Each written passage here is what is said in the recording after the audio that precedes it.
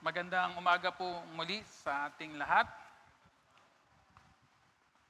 Always remember that God is always good, despite the fact that we have some of difficulties, aside from some of our family having sickness, andyan pa yung mahalang bilihin. Dati nasabi ko sa inyo yung kamatis, 10 piso lang. Noong time na may nag-share ako ng reflection. Kahapon bumili ko, 20 pesos na po ang isa. Wow. So, just imagine for several weeks lang yun, ha? Yung uncertainty sa mundo ngayon talagang grabe na. But, we the people of God, we have hope that when we are in God, when we are in Christ, we have hope in Him. No? Yun yung lamang natin sa mundo ngayon as Christians.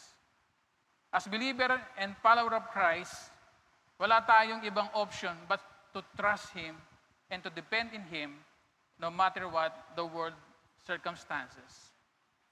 In today's gospel, it talks about the healing in the Bethesda. No? It was a place where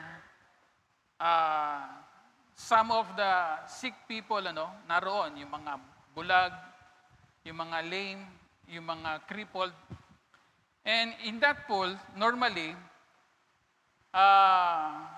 these people is waiting the pool to be stirred up. Basta nung pinapanood ko yung Chosen, I don't know if you know the Chosen series, no? Yung pool doon, bigla yung bubula eh. So they have this idea that the angel of the Lord is coming down, tapos sinistirred niya yung pool, no? So ngayon itong mga tao na nandun sa paligid nun, nag-uunahan yun tumalon dun sa pool na yun. Believing that kung sino mauna, siya yung makakatanggap ng kagalingan. But in this case, there is one lame person, a paralytic, who had been 38 years na siyang mayroong condition na yon. And ang kagandahan dito, among the sick people, siya yung nilapitan ni Kristo sa dami nila, no? Nung minemeditate ko, tinatanong ko yung sarili ko, bakit siya lang yung nilapitan ni Kristo at pinagaling that time? Knowing that in this situation then is the season where there is a feast, no, in Jerusalem, which normally it is a Passover. So dapat si Jesus busy sa preparation ng Passover. Pero bago niya gawin yung preparation, may ginawa muna siyang miracle, no? I believe that God heard this person for 38 years, wanting himself to be healed by God. Naniniwala kayo doon? Dahil, tingin ko naman hindi siya lalalapitan ni Kristo kung wala siyang pananampalataya sa kanyang sarili na someday nagagaling siya. Some of us are in this condition, no, o situation. Sa mga nanonood sa atin, no, Jesus said, "Do you want to get well? Gusto mo bang gumaling?" No? And he responded, "Paano po ako gagaling? Kasi bago po ako makarating doon sa pool, meron na pong nauna sa akin." If you see the series in The Chosen, actually, makikita mo siya gumagapang talaga eh. Before makatalon siya, siguro mga 50 na nasa pool. Yun yung sitwasyon niya, no?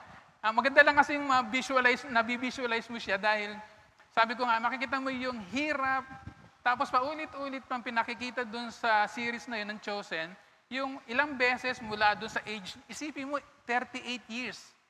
So let's say we are talking of the first day, or the first year, no? Ilang taon pa lang siya nun? Bata pa. Doon sa movie kasi, parang bata pa siya, yun nga, na-aksidente siya, so nalumpo siya. Yun na lang yung naging hope niya para gumaling siya, yung pagka in-steer ng angel yung pool, kailangan mauna siya doon. For 38 years, ginagawa niya yun. Kaya lang sa 38 years na yun, Bata pa lang siya, binata na siya, hanggang tumanda siya, nandun lang siya. So, all the people around Jerusalem, alam na siya ay lumpo. Ang kagandahan dito, tinatanong ko yung, di ba sabi nga ni Father, yung why? Why? Bakit siya? No? And naisip ko, bakit siya? Dahil kilalang kilala siya ng mga Hudyo, Pariseyo, Saduseyo, na may sakit at isang lumpo, na naghahangad na gumaling. At alam din ng mga Pariseyo na tinatakwil sila yung mga katulad nila dahil sila yung mga, ano bang tawag dito? Mga hindi ka nais-nais sa templo ng Diyos. But Jesus gave an example of miracle that happens in the lives of this person. Do you want to get well? That's the question. Yung tanong, yung sagot niya hindi nga sagot doon sa tinanong ni Kristo eh. Paano nga po ako gagaling? Bago po nga po ako makarating doon sa pulian, no? Alam mo, isa lang sinagot ni Kristo, sabi niya, get up, pick up your pallet and walk. Immediately, the lame person pick up his pallet and walk. Sabi ko, di ba ang tanong ni Kristo, do you want to get well? Ang sagot niya, hindi nga po makapunta sa pool. Pero nung sinabi ni Kristo na pick up your pallet and walk, sinunod niya si Kristo. If you want to get healed, we need to follow the voice of Christ. We need to follow the voice of Christ. Jesus said, He died for our sickness and our diseases. Immediately. Ako nga hino-hope ko sana, immediately. But there's some, reasons, no? There's some why in our lives today, no? Lalo na sa light namin. But in this gospel, ang makikita natin, no? Immediately. Ang kagandahan dito, yung pagsunod ng taong nito nagbigay ng kabuuang restoration ng kanyang katauhan. He not only received healing of his body, but healing of his total body, mind, soul, and spirit. Yun yung naging healing niya. So every time we receive healing, you're not only receiving a total healing of your sickness and diseases, but a total restoration of our body, mind, soul, and our spirit. 38 years.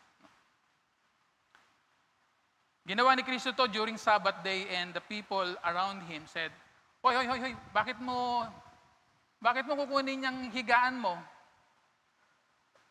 Bawal yan ah. Alam mo ba na hindi permissible yan dahil Sabbath day ngayon? Diba?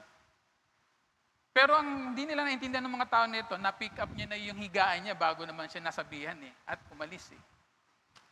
So just imagine, siguro, nung sabihin ni Kristo yon, pinikap niya na umalis na siya, hinahabol siya ng mga taong nakakakilala sa kanya, bakit mo pinikap? Bawal yan ah.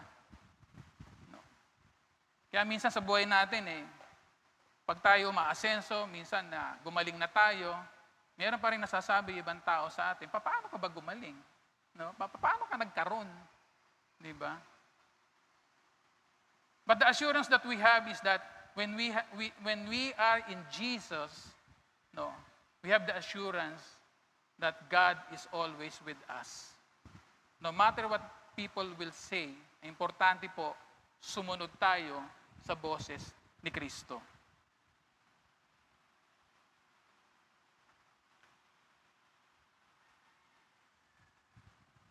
In Psalms 1:1, sabi niya, from where my help comes? My help comes from the Lord who made heaven and earth. He is the Lord He is our Lord, our protector, and our healer, as the Psalm said. Kaya, alam natin na ang ating kagalingan ay galing kay Kristo. And in Isaiah, he said that, it is I, the one who speak in righteousness, mighty to save. mapangahawakan natin sapagkat si Kristo na nagsabi doon sa may sakit, I am the righteousness of God, the mighty one who can save you. These are the assurance that we had. In Proverbs, sinasabi rin doon na igalang mo at sundin si Yahweh at lumayo ka sa kasamaan sa gayon, ikaw ay lalakas at magiging matatag. Mapapawi ang iyong pighati at gagaling ang iyong sugat. Fear the Lord and turn away from evil. It will be healing to your body and refreshment to your bone. These are the promises of God that we can na mapangahawakan po natin. In this reflection, I have searched some good insight in a Catholic community. Sabi dito sa sinabi nila, Jesus gave His life to ease our burden. In Him, we have the ability to face difficult situation, no matter what they are. When we are suffering seems too painful to bear, we can take courage and peace in this. He has secured our eternal glory and heavenly rest. Until then, we can rest our worldly cares in Him.